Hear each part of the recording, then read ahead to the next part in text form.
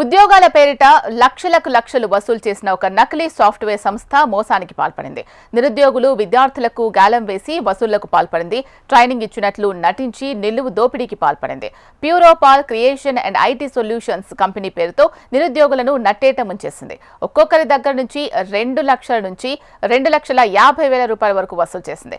కంపెనీలో 200 మంది ఉద్యోగులు అవసరమని రిక్రూట్ ప్రాసెస్ చేస్తున్నట్లు నటించి కోట్లు వసూలు చేసిన తర్వాత బోర్డు తిప్పేసింది. ఉద్యోగాలపై ఆశతో డబ్బులు కట్టి మోసపోయిన బాధితులు లబోదిబోమంటున్నారు. కొంతమందికి వర్క్ ఫ్రం హోం అంటూ నమ్మించి మోసగించిందని బాధితులు గగ్గోలు పెడుతున్నారు. కోచింగ్ ముగించిన తర్వాత కూడా ఎటువంటి ఉద్యోగం ఇవ్వకుండా కాలం గడుపుతూ వచ్చిందని మరికొందరు బాధితులు ఆవేదన వ్యక్తం చేస్తున్నారు.